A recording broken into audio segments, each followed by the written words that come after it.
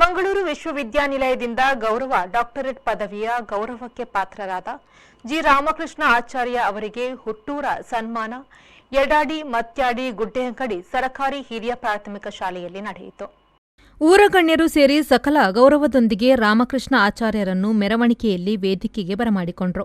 ಕನ್ನಡ ಚಿತ್ರನಟ ನಿರೂಪಕ ರಮೇಶ್ ಅರವಿಂದ್ ಅವರು ಸಮಾರಂಭವನ್ನು ಉದ್ಘಾಟಿಸಿ ಸಾಧಕ ರಾಮಕೃಷ್ಣ ಆಚಾರ್ಯರನ್ನು ಸನ್ಮಾನಿಸಿ ಅವರ ಸಾಧನೆಯ ಬಗ್ಗೆ ಮೆಚ್ಚುಗೆ ವ್ಯಕ್ತಪಡಿಸಿದರು.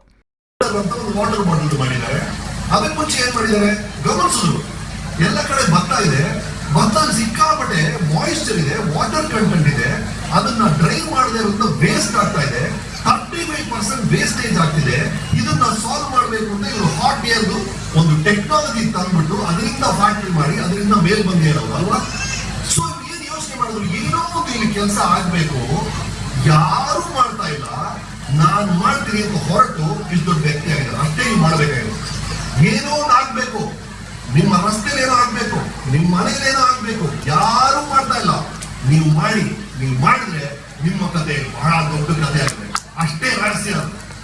ಏನೋ ಒಂದು ಆಗ್ಬೇಕಾಗಿದೆ, ಯಾವ ಮಾಡ್ತಾ ಇಲ್ಲ. ರಸ್ತೆಯಲ್ಲಿ ಹೋಗ್ತಾ ಇದ್ದೀರಾ, ಎಲ್ಲರೂ ಒಂದು ಪೇಪರ್ ಬಿಸಾಕಿದ್ದಾರೆ, ನಿಮ್ಗೆ ಗೊತ್ತು ಯಾವಾಗಲೂ ತೆಗೆದವ್ರು ಆಗ್ಬೇಕು ಅಂತ. ಯಾವನು ಮಾಡ್ತಾ ಇಲ್ಲ.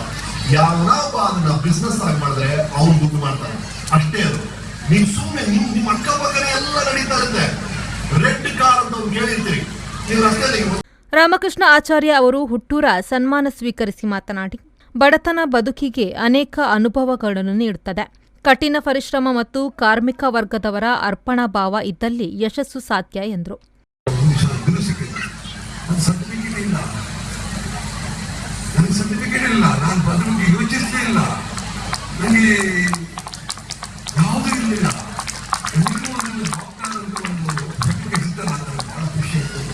ಎರಡನೇ ಖುಷಿಯಾಗಿದ್ದು ಇವತ್ತಿನ ಈ ಹಳ್ಳಿಯಲ್ಲಿ ನಾನು 11 ವರ್ಷಕ್ಕೆ ಹೊರಗೆ ಹೋಗಿ ನನಗೆ ನಾನು ದುಡಿತಾ ಊರಿಗೆ ಸಂಬಂಧಿಗಳು, ಊರಿಗೆ ಅಕ್ಕಂದಿರು, ತಂದೆ ತಾಯಿ, ನಾನು 30 ರೂಪಾಯಿ ತಿಂಗಳು ಸಂಪಾದನೆ ಮಾಡಿದ್ದು ತಾಯಿ ಕೊಟ್ಟು ತಾಯಿ ಮನೆಯಲ್ಲಿ ಅಡುಗೆ ಮಾಡಿ ನನಗೆ ಬದುಕಬೇಕಿತ್ತು. ಅಂತ ಜೀವನ ಬಂತು. ಅಂದರೆ ಹೋರಾಡ್ತಾ ನಾನು ಕೆಲಸ ಮಾಡ್ತಾ ಬಂದೆ. ಅಲ್ಲಿಂದ ನನಗೆ ಬಿಸ್ನೆಸ್ ಮಾಡ್ತಾ ಬಂದೆ. ನಾನು ಫೀಲ್ಡ್ ಹೋದ್ರೆ 21 ಡೇಸ್ 30 ಡೇಸ್ ನಾನು ಫೀಲ್ಡ್ ಇರ್ತದೆ. ಇವತ್ತು ಎಲ್ಲ ಟೀಮ್ ಇದ್ದಾರೆ, ಎಲ್ಲರೂ ಮಾಡ್ತಿದ್ದಾರೆ. ಆದರೆ 20 ವರ್ಷ ಹಿಂದೆ ಯಾವ ಟೀಮಿಗಿಲ್ಲ, ಯಾರಿಗಿಲ್ಲ. ಎಲ್ಲ ಕಂಪನಿ ಚೀಫ್ ಎಕ್ಸಿಕ್ಯೂಟಿವ್ ಆಫೀಸರ್ಸ್ ಇದ್ದಾರೆ, ಮಾರ್ಕೆಟಿಂಗ್ ಡೈರೆಕ್ಟರ್ ಇದ್ದಾರೆ, ಮಾರ್ಕೆಟಿಂಗ್ ಮ್ಯಾನೇಜರ್ ಇದ್ದಾರೆ. ಆಲ್ ಡಿಪಾರ್ಟ್ಮೆಂಟ್ ಅಲ್ಲಿ ನಾವು ಈ ಪ್ರೊಫೆಷನಲ್ ಆಫೀಸರ್ ಡೆವಲಪ್ ಮಾಡಿದ್ದೀವಿ.